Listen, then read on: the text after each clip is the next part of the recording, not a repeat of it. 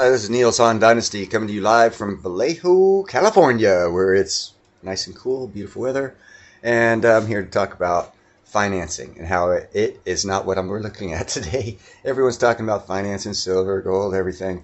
But I have a source that let me know.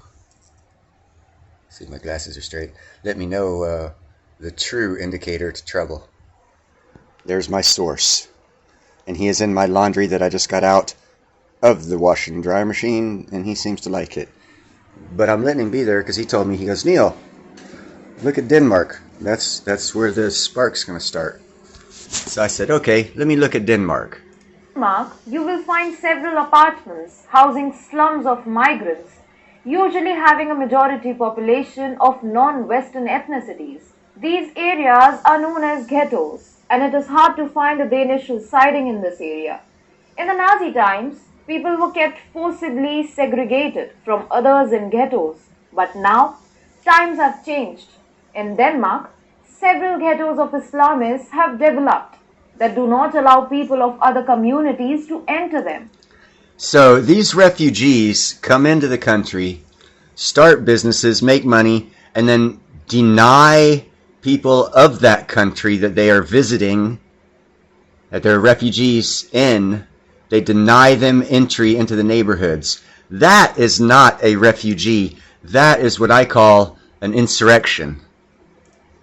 Furthermore, these ghettos have become criminal hubs. There is growing concern that the concentration of minorities in these ghettos could have a negative impact on national security and indigenous culture. In order to fully clean up the country, Denmark has started ripping down ghettos. As a first, the Danish government is set to demolish a migrant ghetto area in the city of Aarhus with around 1,000 homes set for demolition. The migrant ghetto is in the Gellerhusparken area of Aarhus. For years, it has been home to almost 5,000 residents. This will be demolished as a part of a plan that was first developed in 2018 to stop the rise of parallel societies.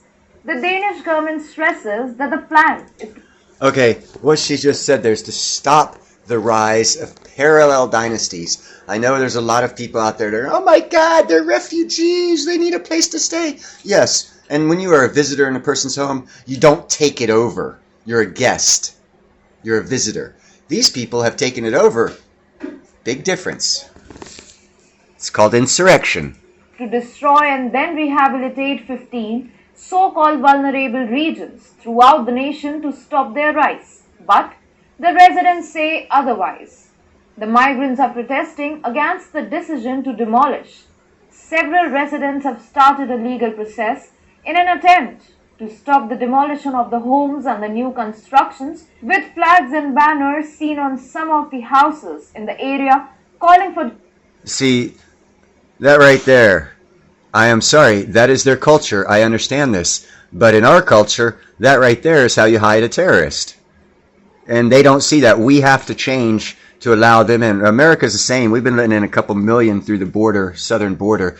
I think, if you recall correctly, the 6 Marines that were picked up and thrown in jail for treason for trying to slip in a Al-Qaeda or an ISIS sniper to kill the last administration's leader.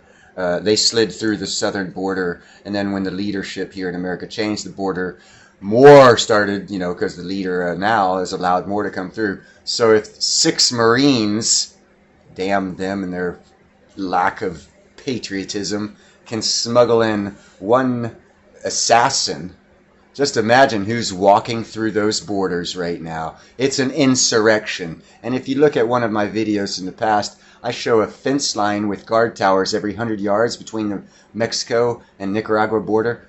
It's a 12-foot chain link fence with barbed wire and guards every 100 yards. Guard towers, 50 calibers in them. How did all these migrants get through that to come into our country? It's the same as what's happening here. It's just we haven't started cleaning up our country yet. Demolitions to stop. Not only this, Denmark has made several proposals to address the problem of emergence of these parallel societies. Parallel For example, societies. last year's plan to restrict the number of non-Western individuals in neighborhoods to no more than 30%. See, now they've gone as far as allowing their own people not to live in their country because of these migrants, refugees that want to have parallel governments and societies inside their host country. That is not how you treat the person whose house you're in as a guest. That's just, I 100% agree that Denmark should do this. The plan was first introduced by former Conservative Prime Minister Lars Løkke Rasmussen in 2018.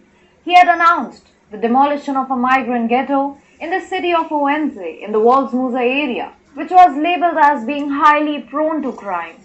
This plan is now being enforced by the left-leaning Social Democrat government because the ghettos have indeed become a problem for many cities across Europe. After the Syrian refugee crisis, Europe became a hotbed of terrorist attacks. This has been seen as a trend in many European nations that Islamist ghettos have given rise to hatred and eventually led to a rise in crime rates. The extremists inside the ghettos try to fuel hate. See, now, she just said it. In the areas where they are, in no matter what country they are, terrorism shows its ugly face. Crime rate goes through the roof.